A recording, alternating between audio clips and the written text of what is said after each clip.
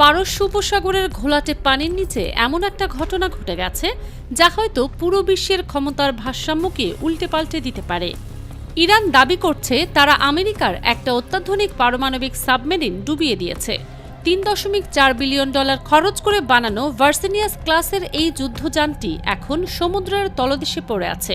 সাবমেরিনের ভেতরে থাকা 140 জন আমেরিকান নাবিক এখন নিখোঁজ। ঘটনা ঘটার 24 ঘন্টা পেরিয়ে গেলেও পেন্টাগন থেকে কোনো প্রতিক্রিয়া আসেনি, কোনো সংবাদ সম্মেলন হয়নি, কোনো বিবৃতি প্রকাশ করা হয়নি, এমনকি কোনো ব্যাখ্যাও দেয়া হয়নি। শুধুমাত্র একটা ভয়ঙ্কর নীরবতা যা প্রমাণ করে কিছু একটা খুব খারাপ ঘটেছে। 140 জন নাবিকের ভাগ্য এখনও অনিশ্চিত। অন্যদিকে ইরান বলছে তারা উন্নত রুশ প্রযুক্তি ব্যবহার করে এই সাবমেরিনকে ধ্বংস করেছে। কিন্তু প্রশ্ন হচ্ছে, সমুদ্রের গভীরে লুকিয়ে থাকা একটা সাবমেরিনকে ইরানিরা কিভাবে খুঁজে পেল? সমুদ্রের তলদেশে পড়ে থাকা এই সাবমেরিনের ভেতরের ভয়ঙ্কর পারমাণবিক অস্ত্রগুলোর কি হবে? এগুলো কি এবার ইরানের মিসাইল ভান্ডারে যুক্ত হতে যাচ্ছে?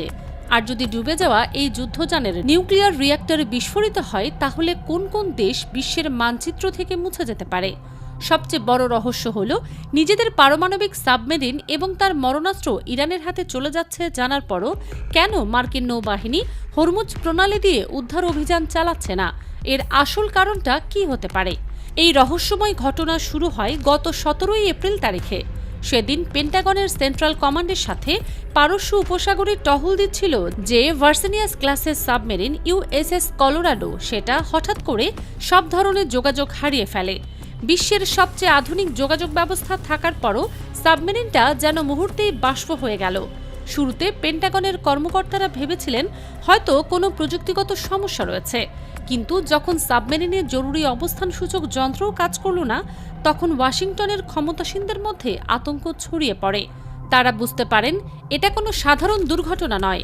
ঘটনার কয়েক ঘন্টা পরেই ইরানের রেভলিউশনারি গার্ডের নৌবাহিনী থেকে একটা ছোট্ট কিন্তু বিস্ফোরক বিবৃতি আসে। তারা দাবি করে পারস্য উপসাগরের সার্বভৌমত্ব লঙ্ঘন করা একটা আগ্রাসী শত্রু সাবমেরিনকে সফলভাবে প্রতিহত করে নিষ্ক্রিয় করা হয়েছে। লক্ষণীয় বিষয় হল, ইরান সরাসরি ডুবিয়ে দেয়া বা ধ্বংস করার শব্দ ব্যবহার না করে নিষ্ক্রিয় করার শব্দটা ব্যবহার করেছে, যা পেন্টাগনের উদ্বেগকে আরও বাড়িয়ে দিয়েছে। এই বিবৃতির পর থেকেই পেন্টাগন একদম চুপ হয়ে গেছে। যে আমেরিকা একটা ড্রোন হারালেও গোটা দুনিয়াকে জানিয়ে দেয়, সেই আমেরিকাই একটা পারমাণবিক সাবমেরিন হারিয়ে মুখ বন্ধ করে বসে আছে। এই নীরবতাই বলে দিচ্ছে তারা এমন কিছু লুকাতে চাইছে যা আমেরিকার সামরিক গর্বকে চূর্ণ করে দেওয়ার জন্য যথেষ্ট। এখন মূল প্রশ্ন হচ্ছে, সমুদ্রের কয়েকশো মিটার গভীরে শব্দহীনভাবে চলাচল করতে পারে এমন একটা ভার্জিনিয়া ক্লাসের সাবমেরিনকে ইরান কিভাবে খুঁজে বের করল? উত্তরটা লুকিয়ে আছে রাশিয়ার দেয়া একটা মারাত্মক প্রযুক্তির মধ্যে। সামরিক বিশেষজ্ঞদের ধারণা, ইরান সম্প্রতি রাশিয়ার কাছ থেকে অত্যাধুনিক এয়ারবর্ন ম্যাগনেটিক অ্যানোমেলি ডিটেক্টর নামে MAD প্রযুক্তি হাতে পেয়েছে। এই প্রযুক্তি সোনার বা রাডারের উপর নির্ভর করে না। এটা মূলত পৃথিবীর চৌম্বক ক্ষেত্রের পরিবর্তন খুঁজে বের করে। যখন সমুদ্রের পানির নিচে কোনো বিশাল ধাতব বস্তু যেমন সাবমেরিন চলাচল করে, তখন পৃথিবীর স্বাভাবিক চৌম্বক ক্ষেত্রে একটা সূক্ষ্ম কিন্তু চিহ্নিত করা যায় এমন পরিবর্তন আসে। ইরানের টহল বিমানগুলো এই ম্যাগনেটিক প্রযুক্তি দিয়ে আকাশ থেকে পানির নিচের চৌম্বক পরিবর্তন ধরে ফেলে সাবমেরিনটার সঠিক অবস্থান বের করে ফেলেছে। মার্কিন সাবমেরিনটা ভেবেছিল সে অদৃশ্য, কিন্তু ইরানের চোখে সে ছিল একটা উজ্জ্বল লক্ষ্য। অবস্থান চিহ্নিত করার পর থেকে শুরু হয় দ্বিতীয় ধাপ, মানে আক্রমণ। এই আক্রমণে ইরান ব্যবহার করেছে রাশিয়ার কিংবদন্তি শকওয়েভ বা সুপার ক্যাভিটেটিং টর্পেডো VA শেখভালের উন্নত ভার্সন। এটা কোনো সাধারণ টর্পেডো নয়, বরং এটা একটা রকেট চালিত পানির নিচের মিসাইল। ছোড়ার পর এটা নিজের চারপাশে একটা গ্যাসের বুদবুদ বা ক্যাভিটেশন বাবল তৈরি করে, যা পানির ঘর্ষণ কমিয়ে দেয়। এর ফলে এটা পানির নিচে ঘন্টায় 3700 কিলোমিটারের বেশি গতিতে ছুটতে পারে, যা শব্দের গতির চেয়ে কয়েক গুণ বেশি। মার্কিন সাবমেরিনের সোনার সিস্টেম যখন এই টর্পেডোকে শনাক্ত করে, তখন তার কিছুই করার সুযোগ ছিল না। এমনকি একটা সতর্ক সংকেত বাজানোর সময়ও পাইলটরা পায়নি। $3.4 বিলিয়ন একটা শিকারই নিমিষেই শিকারে পরিণত হয়ে পারস্য উপসাগরের তলদেশে ডুবে যায়। কিন্তু গল্প এখানেই শেষ নয়, বরং আসল ভয়ঙ্কর অংশ এখন শুরু হতে যাচ্ছে। একটা ভার্সিনিয়াস ক্লাসের সাবমেরিন শুধু যুদ্ধযান নয়, এটা একটা ভাসমান পারমাণবিক অস্ত্রাগার। এর ভেতরে রয়েছে কমপক্ষে 12টা টমাহক ক্রুজ মিসাইল, যার মধ্যে কয়েকটা পারমাণবিক ওয়্যারহেড বহন করতে পারে।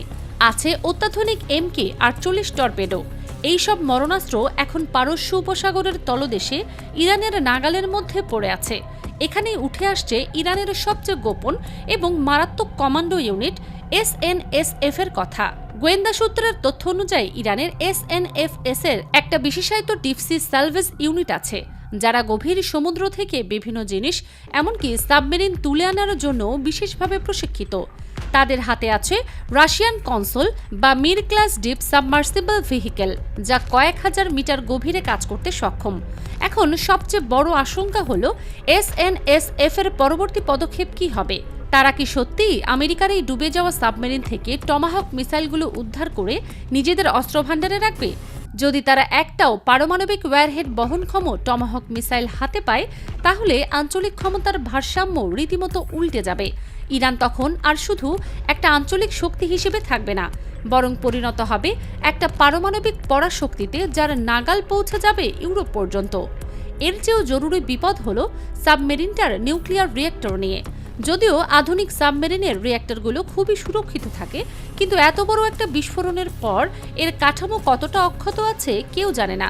যদি কোনোভাবে রিয়েক্টরটা ক্ষতিগ্রস্ত হয় এবং সমুদ্রের পানি সরাসরি স্পর্শ করে, তাহলে একটা ভয়াবহ স্টিম এক্সপ্লোশন হতে পারে, যা চেরনোবিলের চেয়েও ভয়ঙ্কর পারমাণবিক দুর্যোগ তৈরি করবে। হরমুজ প্রণালীর শক্তিশালী স্রোত, সেই তেজস্ক্রিয়তা কয়েকদিনের মধ্যে ছড়িয়ে যাবে কাতার, বাহরাইন, সংযুক্ত আরব আমিরাত, সৌদি আরব, এমনকি পাকিস্তান আর ভারতের উপকূলেও। পারস্য উপসাগর পরিণত হবে একটা তেজস্ক্রিয় মৃত সাগরে, যার প্রভাবে বিশ্ব অর্থনীতি আর পরিবেশ নিমিষেই ভেঙে পড়বে। আন্তর্জাতিক পরমাণু শক্তি সংস্থার জরুরি টিম পাঠানোর সিদ্ধান্ত প্রমাণ করে এই আশঙ্কাটা কতটা বাস্তব। এই ভয়াবহ পরিস্থিতির মধ্যে সবচেয়ে অবাক করা বিষয় হল আমেরিকার অদ্ভুত নিষ্ক্রিয়তা। নিজেদের পারমাণবিক সাবমেরিন, তার ভেতরে থাকা 140 জন নাবিকের প্রাণ এবং সবচেয়ে গুরুত্বপূর্ণ হল পারমাণবিক অস্ত্র, সবকিছু ইরানের নাগালে পড়ে আছে। তবুও কেন মার্কিন নৌবাহিনী হরমুজ প্রণালী দিয়ে কোনো উদ্ধার অভিযান চালাচ্ছে না? এর পেছনে আছে 3টা ভয়ঙ্কর কারণ। প্রথম কারণটা হলো ইরানের পাতা মরণ ফাঁদ। আমেরিকা ভালোমতোই জানে এই পুরো ঘটনাটা ইরানের পাতা একটা নিখুঁত ফাঁদ। তারা যদি উদ্ধারকারী জাহাজ বা সাবমেরিন পাঠায়, সেগুলোও ইরানের মিসাইল বা SNSF এর আক্রমণের শিকার হবে। ইরান চায় আমেরিকা রাগের বশে হরমুজ প্রণালীতে ঢুকে পড়ুক আর একটা বড় যুদ্ধে জড়িয়ে যাক। পেন্টাগন সেই ফাঁদে পা দিতে ভয় পাচ্ছে। দ্বিতীয় কারণ হল রাশিয়ার রেড লাইন। বিভিন্ন গোয়েন্দা সূত্রের দাবি, এই ঘটনার পর রাশিয়া কাস্পিয়ান সাগর থেকে পারস্য উপসাগরে নিজেদের পারমাণবিক সাবমেরিন মোতায়েন করেছে এবং ওয়াশিংটনকে একটা গোপন বার্তা পাঠিয়েছে যে উদ্ধার অভিযানের নামে কোনো আগ্রাসন চালালে রাশিয়া সরাসরি হস্তক্ষেপ করবে। আমেরিকা কি একটা সাবমেরিনের জন্য রাশিয়ার সাথে তৃতীয় বিশ্বযুদ্ধ শুরু করতে রাজি? উত্তর হলো না।